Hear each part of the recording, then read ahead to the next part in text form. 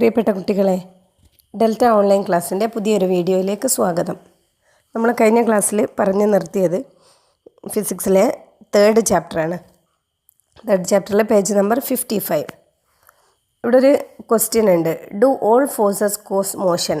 അല്ലേ, എല്ലാ ഫോഴ്സും മോഷന് കാരണമാവുന്നുണ്ടോ എന്നാണ് ചോദിക്കുന്നത്. ഇവിടെ ഒരു ആക്ടിവിറ്റിയാണ് ചെയ്യാൻ പറഞ്ഞിട്ടുള്ളത്. Let's do an activity. Fix a pulley each at the both ends of a wooden plank of length about 1.2 meter and breadth 10 centimeter. അതായത് ഒരു വുഡൻ പ്ലാങ്ക്, ഒരു മരത്തിൻ്റെ പലക എടുത്തിട്ട് അതിൻ്റെ മേലെ ആ പിക്ചറിൽ കാണുന്നത് പോലെ ഒരു കാറ് വെക്കാനാണ് പറഞ്ഞിട്ടുള്ളത്. Keep this plank on a ടേബിളിൽ, അങ്ങനെ ഒരു മരത്തടി എടുത്തിട്ട് എന്ത് ചെയ്യുക, ഒരു ടേബിളിൽ വെക്കുക. Place a toy car in the middle of the plank as shown in figure. Hang pans of equal mass on string attached the two ends of the toy car. പലകൻ്റെ മേലെ അല്ലെങ്കിൽ ടേബിളിൻ്റെ മേലെ ഒരു മരപ്പലക വെച്ചിട്ടുള്ള ഒരു ഫിഗറാണ് ടെക്സ്റ്റ് കൊടുത്തിട്ടുള്ളത്. അതിൻ്റെ മേലെ ഒരു ടോയ് കാർ വെക്കുക. എന്നിട്ട് രണ്ട് സൈഡിലും ഓരോ പാൻ വെക്കാനാണ് പറഞ്ഞിട്ടുള്ളത്. എന്നിട്ട് ഈ പാനിൽ സെയിം മാസാണ് വെക്കാൻ പറഞ്ഞിട്ടുള്ളത്. Place 200 gram weight each on both the pans. രണ്ട് പാനിലും 200 gram വീതം മാസ് വെക്കുക. അപ്പോൾ എന്താ സംഭവിക്കുക? അതുമായിട്ട് ബന്ധപ്പെട്ടിട്ടുള്ള കുറച്ച് ക്വസ്റ്റ്യൻ ആണ് ഇവിടെ കൊടുത്തിട്ടുള്ളത്. Does the toy car move? നമുക്കറിയാം, രണ്ട് പാനിലും ഒരേ വെയിറ്റാണ് കൊടുത്തിരിക്കുന്നത്, ഒരേ മാസമാണ് വെച്ചത്. അതായത് ഈക്വൽ ഫോഴ്സാണ് ആ രണ്ട് സൈഡിൽ നിന്ന് വരുന്നത്. അപ്പോൾ നമ്മൾ കഴിഞ്ഞ ക്ലാസ് പഠിച്ചിട്ടുണ്ട്, ഒരു അൺബാലൻസ്ഡ് എക്സ്റ്റേണൽ ഫോഴ്സിന് മാത്രമേ ഒരു ബോഡിനെ മൂവ് ചെയ്യിക്കാനുള്ള കഴിവുണ്ടാവുള്ളൂ. അപ്പോൾ ഇവിടെ രണ്ട് സൈഡിൽ നിന്നും ഒരേ ഫോഴ്സ് കൊടുത്തത് കൊണ്ട് ഈ കാറ് മൂവ് ചെയ്യുന്നില്ല. നോ എന്നാണ് answer. The next question, are these forces balanced or unbalanced? നമുക്കറിയാം ഇത് ബാലൻസ്ഡ് ഫോഴ്സ് ആണ് അല്ലേ. The next, add 50 gram more to any one of the pan. What do you observe? അല്ലേ, ഇപ്പോൾ രണ്ട് പാനിലും നമ്മൾ 200 gram വീതമാണ് കൊടുത്തിട്ടുള്ളത്. ഇനി 50 gram കൂടെ ആഡ് ചെയ്യുന്ന സമയത്ത് ഒരു പാനിൽ 250 gram മറ്റേ പാനിൽ 200 gram ആയിട്ട് മാറും. അപ്പോൾ എന്തായിരിക്കും അവിടെ നമുക്ക് ഒബ്സർവ് ചെയ്യാൻ കഴിയുക? ആ കാർ ഏത് ഡയറക്ഷനിലേക്കായിരിക്കും മൂവ് ചെയ്യുക? അല്ലേ, car moves in that direction. നമ്മൾ എവിടെയാണോ 250 gram ആഡ് ചെയ്ത് കൊടുത്തിരിക്കുന്നത് ആ ഡയറക്ഷനിലേക്ക് കാർ മൂവ് ചെയ്യും. Are the forces balanced or unbalanced in this case? അല്ലേ, ഈ കേസിൽ ബാലൻസ്ഡ് ആണോ അൺബാലൻസ്ഡ് ആണോ എന്നാണ് ക്വസ്റ്റ്യന്. ഇവിടെ അൺബാലൻസ്ഡ് ആയിരിക്കും, കാരണം കാർ മൂവ് ചെയ്യുന്നുണ്ട്. രണ്ട് സൈഡിൽ നിന്നും ഡിഫറെൻ്റ് ആയിട്ടുള്ള ഫോഴ്സ് ആണല്ലോ കൊടുത്തുകൊണ്ടിരിക്കുന്നത്. When the toy car is moving, ഈ 50 gram more is added to the pan in the direction in which the car move. What happen can be observed in the motion of the car? അതായത് നമ്മളിപ്പോൾ already ഒരു പാനിൽ 200 gram മറ്റ് next opposite പാനിൽ 250 gram ആണുള്ളത്. അപ്പോൾ car move ചെയ്തുകൊണ്ടിരിക്കുന്ന സമയത്ത് ആ 250 gram ഉള്ള ആ പാനിലേക്ക് തന്നെ വീണ്ടും 50 gram ആഡ് ചെയ്ത് കൊടുക്കാനാണ് പറഞ്ഞിട്ടുള്ളത്. അപ്പോൾ എന്താണ് നമുക്ക് ഒബ്സർവ് ചെയ്യാൻ കഴിയുക? The speed of motion increases. അല്ലേ, കാറിൻ്റെ മൂവ്മെൻറ്റ് എന്ത് ചെയ്യും? കുറച്ചും കൂടെ സ്പീഡിലാവും. The next question, when the car is moving, a mass of 200 gram more is added to the pan attached to the string in the opposite direction of the motion of the car. What is the change observed? ഇപ്പോൾ ഒരു പാനിൽ 300 gram മറ്റേ പാനിൽ 200 gram ആണുള്ളത്. അപ്പോൾ 200 gram ഉള്ള പാനിലേക്ക് വീണ്ടും ഒരു 200 കൂടെ ആഡ് ചെയ്യാനാണ് പറഞ്ഞിട്ടുള്ളത്. അപ്പോൾ അവിടെ എത്രയായിട്ട് മാറും? 400 ആവും. ഓപ്പോസിറ്റ് ഡയറക്ഷനിൽ 300 gram ആയിട്ട് മാറും. അപ്പോൾ ഈ കാറിൻ്റെ മോഷനിൽ ഓഫ് ദ എന്താണ് സംഭവിക്കുന്നതെന്നാണ് what is the change observed. അപ്പോൾ നമുക്ക് പറയാം, the car moves in the opposite direction. അല്ലേ, കാർ എന്ത് ചെയ്യും? നേരെ ഓപ്പോസിറ്റ് ഡയറക്ഷനിലേക്ക് മൂവ് ചെയ്യാൻ തുടങ്ങും. കാരണം അവിടെയാണ് എന്ത് മാസ് കൂടുതലുള്ളത്, അവിടെ 400 gram ഉണ്ട്. Are the forces balanced or unbalanced in the above situation? ഈ ഒരു സിറ്റുവേഷനിൽ ഫോഴ്സ് ബാലൻസ്ഡ് ആണോ അൺബാലൻസ്ഡ് ആണോ എന്നാണ് ചോദ്യം. നമുക്കറിയാം എന്താണ്, അൺബാലൻസ്ഡ് ആയിരിക്കും. What do you understand from these activities? ഈ ആക്ടിവിറ്റിയിൽ നിന്ന് എന്താണ് മനസ്സിലാക്കുന്നതെന്ന്? The object moves in the direction of resultant force. അല്ലേ, എവിടെയാണോ റിസൾട്ടൻ്റ് ഫോഴ്സ് ഉള്ളത് അതിൻ്റെ ഡയറക്ഷനിലായിരിക്കും ഒബ്ജക്റ്റ് മൂവ് ചെയ്യുക. നമ്മൾ പഠിച്ചിട്ടുണ്ട് റിസൾട്ടൻ്റ് ഫോഴ്സ് എന്ന് പറഞ്ഞാൽ എന്താണെന്ന്. ടോട്ടൽ ഫോഴ്സ് ആണല്ലേ, ഒരു ഒബ്ജക്റ്റിൽ ആക്ട് ചെയ്യുന്ന ടോട്ടൽ ഫോഴ്സ് ആണ്. അപ്പോൾ ഏത് ഡയറക്ഷനിലാണോ കൂടുതൽ ഉണ്ടാവുക ആ ഡയറക്ഷനിലേക്കായിരിക്കും ബോഡി മൂവ് ചെയ്യുക. Does the body move in the direction of resultant force? അവിടെ ബ്രാക്കറ്റിൽ മൂവ്സ് എന്നും ഡസ് നോട്ട് മൂവ് എന്നുമാണ് കൊടുത്തിട്ടുള്ളത്. അപ്പോൾ അതിൻ്റെ കറക്റ്റ് ആൻസർ ഏതാണ്? മൂവ്സ് ആണ്. When does the speed of the car increase? ഇല്ലേ, കാറിൻ്റെ സ്പീഡ് എപ്പോഴാണ് ഇൻക്രീസ് ചെയ്യുക? When the magnitude of the resultant force increases or decreases. അപ്പോൾ അതാണ് ഓപ്ഷനിൽ കൊടുത്തിട്ടുള്ളത്. അപ്പോൾ മാഗ്നിറ്റ്യൂഡ് റിസൾട്ടൻ്റ് ഫോഴ്സിൻ്റെ മാഗ്നിറ്റ്യൂഡ് ഇൻക്രീസ് ചെയ്യുമ്പോഴാണ് കാറിൻ്റെ സ്പീഡ് ഇൻക്രീസ് ചെയ്യുക. Then was the force that moved the car applied from inside the car or from outside? അപ്പോൾ ഈ കാറിൽ നമ്മൾ കൊടുത്തിരിക്കുന്ന ഫോഴ്സ് ഇൻസൈഡ് ആണോ അല്ലെങ്കിൽ ഔട്ട്സൈഡ് ആണോ? നമുക്കറിയാം ഔട്ട്സൈഡ് ഫോഴ്സ് ആണ്. In which situation does the direction of motion change? അല്ലേ, ഏത് സിറ്റുവേഷനിലാണ് മോഷൻ്റെ ഡയറക്ഷൻ ചേഞ്ച് ചെയ്യുന്നത് എന്നാണ് last question. When direction of resultant force changes അല്ലേ, അതായത് റിസൾട്ടൻറ്റ് ഫോഴ്സിൻ്റെ ഡയറക്ഷൻ ചേഞ്ച് ചെയ്യുന്ന സമയത്താണ് എന്ത് ചെയ്യുക, മോഷൻ്റെ ഡയറക്ഷനും ചേഞ്ച് ചെയ്യുന്നത്. In all these cases, the force was given externally. Hence, all of them are external forces. An external force can be balanced or unbalanced. അതായത് നമ്മൾ ഈ എക്സാമ്പിളിലൊക്കെ കൊടുത്തിരിക്കുന്ന ഈ കേസിൽ മുഴുവൻ എക്സ്റ്റേണൽ ഫോഴ്സാണ് ആക്ട് ചെയ്തിരിക്കുന്നത്. എക്സ്റ്റേണൽ ഫോഴ്സ് ബാലൻസ്ഡ് ആവാം അല്ലെങ്കിൽ അൺബാലൻസ്ഡും ആവാം. An unbalanced external force acting on an object either changes or tend to change its state of rest, state of motion, or direction or speed of motion. This change will be in the direction of the unbalanced force. അല്ലേ, അതായത് ഇവിടെ പറയുന്നത് ഒരു unbalanced external force ഒരു ഒബ്ജക്റ്റിൽ act ചെയ്യുകയാണെങ്കിൽ അതിന് either changes or tend to change it state of rest അല്ലെങ്കിൽ state of motion. അല്ലേ, ഒരു ഒബ്ജക്റ്റ് സ്റ്റേറ്റ് ഓഫ് റെസ്റ്റിലാണെങ്കിലോ അല്ലെങ്കിൽ സ്റ്റേറ്റ് ഓഫ് മോഷനിലാണെങ്കിലോ അതിൻ്റെ ഡയറക്ഷൻ ചേഞ്ച് ചെയ്യാൻ പറ്റും, അല്ലെങ്കിൽ ടെൻഡ് ടു ചേഞ്ച് ചെയ്യാനുള്ള ഒരു അവസ്ഥ കാണിക്കും, ഒരു ടെൻഡൻസി കാണിക്കും.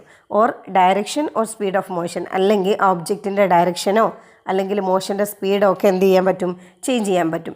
അതായത് റെസ്റ്റിലുള്ള ഒരു ബോഡീനെ മോഷനിലേക്ക് കൊണ്ടുവരാനോ മോഷനിലുള്ള ഒരു ഒബ്ജക്റ്റിനെ റെസ്റ്റിലേക്ക് കൊണ്ടുവരാനോ അല്ലെങ്കിൽ ഒരു ഒബ്ജക്റ്റിൻ്റെ ഡയറക്ഷനോ സ്പീഡോ ഒക്കെ മോഷൻ്റെ ഡയറക്ഷനോ സ്പീഡോ ഒക്കെ മാറ്റാനും ആർക്ക് കഴിയും, ഒരു അൺബാലൻസ്ഡ് എക്സ്റ്റേണൽ ഫോഴ്സിന് കഴിയുമെന്നാണ് പറയുന്നത്. This change will be in the direction of the unbalanced force. ഈ ചേഞ്ച് എന്ന് പറഞ്ഞാൽ അൺബാലൻസ്ഡ് ഫോഴ്സിൻ്റെ ഡയറക്ഷനിലായിരിക്കും. ഇവിടെ ഒരു ഫിഗർ കൊടുത്തിട്ടുണ്ട്, ഫിഗർ 3.4. Observe the figure. അല്ലേ, അതായത് ഒരാൾ ലോറിയുടെ ഉള്ളിൽ കയറി നിന്നിട്ട് ലോറി തള്ളുന്നൊരു ഫിഗറാണ് കൊടുത്തിരിക്കുന്നത്. Can a vehicle move if pushed from inside? അല്ലേ, ഉള്ളിൽ നിന്ന് തള്ളിയിട്ടുണ്ടെങ്കിൽ വെഹിക്കിൾ മൂവ് ചെയ്യോ? No.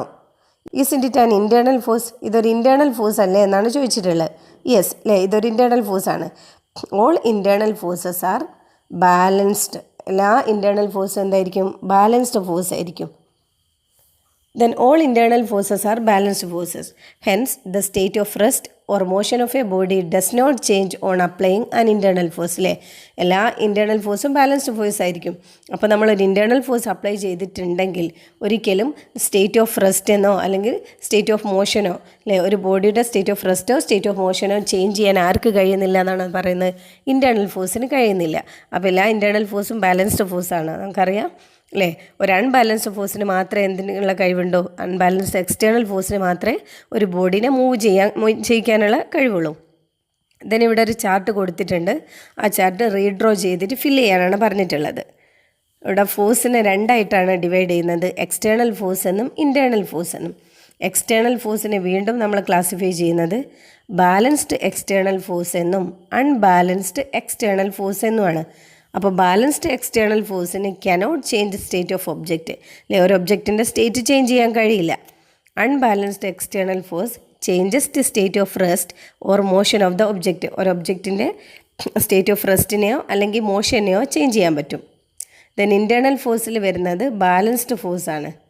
It cannot change state. അല്ലേ, നമുക്കറിയാം എന്താ, എല്ലാ ഇൻറ്റേർണൽ ഫോഴ്സും ബാലൻസ്ഡ് ഫോഴ്സ് എന്നാണ് പറഞ്ഞിട്ടുള്ളത്. ഈ ബാലൻസ്ഡ് ഫോഴ്സിന് ഒരിക്കലും എന്ത് ചെയ്യാൻ കഴിയില്ല, കനോട്ട് ചേഞ്ച് ദ സ്റ്റേറ്റ്. എൻ്റെ സ്റ്റേറ്റ് ചേഞ്ച് ചെയ്യാനുള്ള കഴിവില്ല.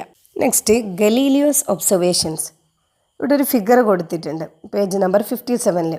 A revised version of the experiment done by Galileo almost 4 decades ago is given below. അതായത് ഗലീലിയോ ചെയ്തൊരു എക്സ്പെരിമെൻറ്റിൻ്റെ ഫിഗറാണ് ഇവിടെ കൊടുത്തിരിക്കുന്നത്.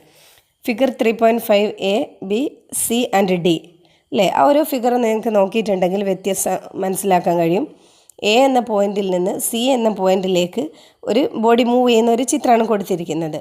A wiring channel is used for doing this experiment.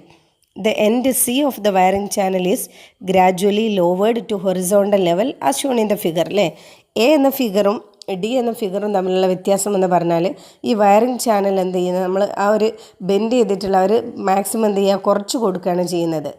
അപ്പോൾ ആ എ എന്ന പോയിന്റിൽ നിന്നാണ് ബോഡി മൂവ് ചെയ്യാൻ സ്റ്റാർട്ട് ചെയ്യുന്നത്. അത് സി എന്ന പോയിന്റിലേക്കാണ് എത്തേണ്ടത്. അല്ലേ, അപ്പോൾ ഓരോ ഫിഗറിൽ എന്ത് ചെയ്യുന്നുണ്ട്, ആ കേവ് കുറഞ്ഞ് വരികയാണ് ചെയ്യുന്നത്. What do you observe if in each case a marble is rolled from the end A in the wiring channel. അതായത് മാർബിൾ എന്ത് ചെയ്യുന്നുണ്ട്, ഒരു ഗോലി എ എന്ന പോയിന്റിൽ നിന്ന് എന്ത് ചെയ്യാണ്, ഉരുട്ടി കൊടുക്കുകയാണ് ചെയ്യുന്നത്. അപ്പോൾ അത് റോൾ ചെയ്തിട്ട് എങ്ങോട്ട് പോകുന്നതാണ് പറയുന്നത്, ഓരോ ടൈമിലും എന്ത് ചെയ്യുന്നുണ്ട്, moves from A to C. ആ മാർബിൾ എ എന്ന പോയിന്റിൽ നിന്ന് സ്റ്റാർട്ട് ചെയ്ത് സി എന്ന പോയിന്റിലേക്ക് എത്തുന്നുണ്ട്. 4 ഫിഗറിലും അങ്ങനെ തന്നെയാണ് സംഭവിക്കുന്നത്. Then does the distance travelled by the marble increase or decrease in each situation? അല്ലെ, ഓരോ സിറ്റുവേഷനിലും നമ്മൾ എന്ത് ചെയ്യുന്നുണ്ട്, ആ കേവിൻ്റെ അളവ് കുറച്ച് കൊടുക്കുന്ന സമയത്ത് ആ മാർബിളിന് എ എന്ന പോയിന്റിൽ നിന്ന് സി എന്ന പോയിന്റിലേക്ക് എത്താനുള്ള ലെങ്ത്ത് ഡിസ്റ്റൻസ് കൂടി വരികയാണ് ചെയ്യുന്നത്.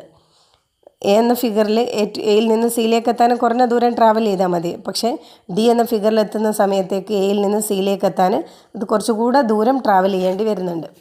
When did the marble travel the longest distance? അല്ലേ, ഡി എന്ന ഫിഗറിലാണ് ഈ മാർബിൾ ഏറ്റവും കൂടുതൽ ഡിസ്റ്റൻസ് ട്രാവൽ ചെയ്യുന്നത്. The marble covers more distance as the slope decreases. ആ സ്ലോപ്പ് കുറയുന്നതിനനുസരിച്ച് എന്ത് ചെയ്യുക, ആ മാർബിളിന് ട്രാവൽ ചെയ്യേണ്ട ഡിസ്റ്റൻസ് കൂടി വരികയാണ് ചെയ്യുന്നത്. When the marble falls down it has a tendency to reach the original ഹൈറ്റിലെ. ഈ മാർബിൾ താഴേക്ക് വരുന്ന സമയത്ത് ആ മാർബിളിന് എന്ത് ചെയ്യുക, ഒറിജിനൽ ഹൈറ്റിലേക്ക് എത്താനുള്ള ഒരു ടെൻഡൻസി കാണിക്കും. This tendency make the marble moves longer distance as the slope decrease. ആ സ്ലോപ്പ് ഡിക്രീസ് ചെയ്യുന്നതിനനുസരിച്ച് ആ മാർബിളിന് മൂവ് ചെയ്യാനുള്ള ഒരു ലോങ്ങർ ഡിസ്റ്റൻസിലേക്ക് മൂവ് ചെയ്യാനുള്ള ഒരു ടെൻഡൻസി കൊടുക്കുന്നത് ഇതാണ്. Why did the marble come to rest after traversing some distance? അല്ലേ, നമുക്കറിയാം എന്ത് ചെയ്യുക, എന്തുകൊണ്ടാണ് ഈ മാർബിൾ മൂവ് ചെയ്തിട്ടുണ്ടെങ്കിൽ, നമ്മളൊരു ബോളൊക്കെ നിലത്തോട് ഉരുട്ടി വിട്ടിട്ടുണ്ടെങ്കിൽ കുറച്ച് സമയം കഴിഞ്ഞിട്ടുണ്ടെങ്കിൽ ബോൾ റെസ്റ്റിലേക്ക് പോകും, അല്ലെങ്കിൽ നിശ്ചലാവും. അതിന് കാരണം എന്താ? Due to friction. അല്ലേ, ആ ഫ്രിക്ഷൻ മൂലമാണ് എന്ത് ചെയ്യുന്നതല്ല, ആ ബോഡി മൂവ് ചെയ്യുന്ന ബോഡി എന്ത് ചെയ്യുക, താനെ സ്പീഡ് കുറഞ്ഞ് പിന്നെ റെസ്റ്റിലേക്ക് വരുന്നത്. What would happened if the force of friction was absent? അല്ലേ, നിങ്ങൾ ചിന്തിച്ച് നോക്കിയിട്ടുണ്ടോ, ഈ ഫോഴ്സ് ഓഫ് ഫ്രിക്ഷൻ എന്നൊരു ഫ്രിക്ഷണൽ ഫോഴ്സ് ഇല്ലായിരുന്നെങ്കിൽ എന്തായിരുന്നു സംഭവിക്കുക? ഏതൊരു ബോഡിയും ഇറ്റ് മൂവ്സ് കണ്ടിന്യൂസ്ലി. മോഷനിലുള്ള ഒരു ബോഡി മോഷനിൽ തന്നെ കണ്ടിന്യൂ ചെയ്യും. കാരണം എന്താ, അതിനെ ഒപ്പോസ് ചെയ്യുന്നൊരു ഫോഴ്സ് ആണല്ലോ ഫ്രിക്ഷണൽ ഫോഴ്സ് എന്ന് പറഞ്ഞിട്ടുണ്ടെങ്കിൽ. ആ ഒരു ഫോഴ്സ് ആബ്സെൻ്റ് ആണെങ്കിൽ, കാരണം ഒപ്പോസ് ചെയ്യാൻ ആളില്ലെങ്കിൽ ആ ബോഡി എന്ത് ചെയ്യും, അതിൻ്റെ മോഷൻ കണ്ടിന്യൂ ചെയ്തുകൊണ്ടിരിക്കും. അപ്പോൾ ഇതിൻ്റെ answer it moves continuously. What would have happened if no external force was applied to the marble? അല്ലേ, ഈ മാർബിളിൽ മറ്റൊരു എക്സ്റ്റേണൽ ഫോഴ്സ് നമ്മൾ അപ്ലൈ ചെയ്യുന്നില്ലെങ്കിൽ, ഫ്രിക്ഷൻ ഇല്ല, മറ്റൊരു ഫോഴ്സും കൊടുക്കുന്നില്ലെങ്കിൽ എന്ത് ചെയ്യും, ഇറ്റ് മൂവ്സ് കണ്ടിന്യൂസ്ലി. ദെൻ ഇവിടെ ഒരു ബോക്സിൽ കൊടുത്തിട്ടുള്ളത്, an unbalanced external force is to be applied in the opposite direction of motion of a body to bring it to rest. അതായത് ഒരു മൂവ് ചെയ്യുന്ന ഒരു ബോഡിയിൽ, മോഷനിലുള്ള ഒരു ബോഡിയിൽ നമ്മൾ ഒരു അൺബാലൻസ്ഡ് എക്സ്റ്റേണൽ ഫോഴ്സ് ഓപ്പോസിറ്റ് ഡയറക്ഷനിൽ കൊടുത്തിട്ടാണ് നമ്മൾ എന്ത് ചെയ്യുന്നത്, ആ ബോഡിനെ റെസ്റ്റിലേക്ക് കൊണ്ടുവരുന്നത്. An unbalanced external force is not required to maintain uniform motion along a straight line. അതായത് ഒരു അൺബാലൻസ്ഡ് എക്സ്റ്റേണൽ ഫോഴ്സ് ആവശ്യമില്ല. അല്ലേ, ഒരു സ്ട്രെയിറ്റ് ലൈനാണ് ഒരു ബോഡി മൂവ് ചെയ്യുന്നതെങ്കിൽ ഒരു അൺബാലൻസ്ഡ് ഫോഴ്സിൻ്റെ ആവശ്യമില്ല. ഫ്രിക്ഷൻ ഇല്ലെങ്കിൽ ആ ബോഡി മൂവ് ചെയ്തുകൊണ്ടിരിക്കുന്നതാണ് ഇവിടെ പറയുന്നത്. This was Galileo's inference. We can summarize the information acquired from the toy car experiment and Galileo's experiment as follows. അല്ലേ, അതായത് ഒരു സമ്മറൈസ് ചെയ്തിട്ട് അവിടെ കൊടുത്തിട്ടുണ്ട്. An unbalanced external force is essential to change the state of rest or uniform motion of a body. അതായത് ഒരു ബോഡിയുടെ state of resto അല്ലെങ്കിൽ യൂണിഫോം മോഷനോ ആണ് അതിൻ്റെ ചേഞ്ച് ചെയ്യണമെങ്കിൽ ഒരു അൺബാലൻസ്ഡ് എക്സ്റ്റേണൽ ഫോഴ്സ് അത്യാവശ്യമാണെന്നാണ് പറയുന്നത്. അപ്പോൾ ഒരു അൺബാലൻസ്ഡ് എക്സ്റ്റേണൽ ഫോഴ്സ് ഇല്ലെങ്കിൽ ഒരു മോഷനിലുള്ള ബോഡീനെ നമുക്ക് റെസ്റ്റിലേക്ക് കൊണ്ടുവരാനോ റെസ്റ്റിലുള്ള ബോഡീനെ മോഷനിലേക്ക് കൊണ്ടുവരാനോ നമുക്ക് കഴിയില്ല. Then Newton's first law of motion. ഇത് നിർബന്ധമായിട്ടും പഠിക്കേണ്ടതാണ്, ന്യൂട്ടൻ്റെ ഫസ്റ്റ് ലോ. ഈ ചാപ്റ്ററിൽ നമുക്ക് ന്യൂട്ടൻ്റെ 3 ലോ ആണ് പഠിക്കാനുള്ളത്. Newton analysed and consolidated the scientific observation of predecessors such as Galileo. ഗലീലിയെ പോലുള്ള ആൾക്കാരുടെ സയൻറ്റിഫിക് ഒബ്സർവേഷനിൽ നിന്നാണ് ന്യൂട്ടൺ എന്ത് ചെയ്യുന്നത്, കൺസോളിഡേറ്റ് ചെയ്യുന്നത്. This enabled him to put forward new ideas and inferences on the motion of bodies subjected to forces. This paved the way of the information Newton's law of motion. അപ്പോൾ ന്യൂട്ടൻ്റെ law എന്താണെന്ന് നമുക്ക് നോക്കാം. Every body will continue in its state of rest or uniform motion in a straight line unless and until an unbalanced external force acts on it. This is Newton's first law of motion. ഈ law ഇങ്ങനെ തന്നെ പഠിക്കണം. അതായത് ഏതൊരു ബോഡിയും ഒരു unbalanced external force act ചെയ്യുന്നത് വരെ straight ലൈനിൽ ട്രാവൽ ചെയ്യുന്ന അല്ലെങ്കിൽ മോഷനിലുള്ള ഒരു ബോഡി അത് സ്റ്റേറ്റ് ഓഫ് റെസ്റ്റിലോ അല്ലെങ്കിൽ മോഷനുള്ള ഒബ്ജക്റ്റ് ഒരു മോഷനിലോ കണ്ടിന്യൂ ചെയ്യുന്നതാണെന്നാണ് പറയുന്നത്. അതായത് ഒരു അൺബാലൻസ്ഡ് എക്സ്റ്റേണൽ ഫോഴ്സ് ആക്ട് ചെയ്യാത്തിടത്തോളം കാലം റെസ്റ്റിലുള്ള ബോഡി റെസ്റ്റിൽ തന്നെയും മോഷനുള്ളത് മോഷനിൽ തന്നെ തുടരുന്നതാണെന്ന് പറയുന്നത്. ഇതാണ് ന്യൂട്ടൻ്റെ first law. The first law of motion help us to define the physical quantities inertia and force. ഈ ഫസ്റ്റ് ലോ നമ്മളെ ഇനേഷ്യയും ഫോഴ്സും എക്സ്പ്ലെയിൻ ചെയ്യാൻ വേണ്ടി ഹെൽപ്പ് ചെയ്യുന്നു എന്നാണ് പറഞ്ഞിട്ടുള്ളത്. അതായത് ന്യൂട്ടൻ്റെ ഫസ്റ്റ് ലോ ഇൻഡയറക്റ്റ് ആയിട്ടാണ് നിങ്ങൾക്ക് കഴിഞ്ഞ ക്വാർട്ടർലി എക്സാമിന് ചോദിച്ചിട്ടുള്ളത്. അതായത് ഫോഴ്സ് എന്ന് പറഞ്ഞ ക്വാണ്ടിറ്റീനെ ഡിഫൈൻ ചെയ്യുന്ന ലോ ഏതാണെന്നാണ് ചോദിച്ചത്. അപ്പോൾ ഈ ടേം ഓർത്ത് വെക്കുക. ഇനേഷ്യയും ഫോഴ്സും ഡിഫൈൻ ചെയ്യുന്നത് ന്യൂട്ടൻ്റെ ഫസ്റ്റ് ലോ ആണ്. Then what is force? Force is that which can change or tend to change the state of rest or uniform motion of a body along a straight line. അതായത് force എന്ന് പറഞ്ഞിട്ടുണ്ടെങ്കിൽ ഒരു straight ലൈനിലൂടെയുള്ള ഒരു ഒബ്ജക്റ്റിൻ്റെ state of റെസ്റ്റിനെയോ അല്ലെങ്കിൽ state of മോഷനെയോ change ചെയ്യുകയോ അല്ലെങ്കിൽ change ചെയ്യാൻ വേണ്ടി ടെൻഡ് ചെയ്യുക ശ്രമിക്കുകയോ ചെയ്യുന്ന ഒരു ഫോഴ്സാണ് അല്ലേ. ഒരു കാര്യത്തിനാണ് നമ്മൾ എന്ത് പറയുക, ഫോഴ്സ് എന്ന് പറയുന്നത്. സോ അപ്പോൾ ഇതോടുകൂടി ഇന്നത്തെ ക്ലാസ് ഇവിടെ അവസാനിക്കുകയാണ്. അപ്പോൾ ആരെങ്കിലും എൻ്റെ ക്ലാസ് സബ്സ്ക്രൈബ് ചെയ്യാതാണ് കാണുന്നതെങ്കിൽ ദയവ് ചെയ്ത് സബ്സ്ക്രൈബ് ചെയ്യുക. നിങ്ങളുടെ ഫ്രണ്ട്സിനൊക്കെ ഷെയർ ചെയ്ത് കൊടുക്കും. Okay, thank you.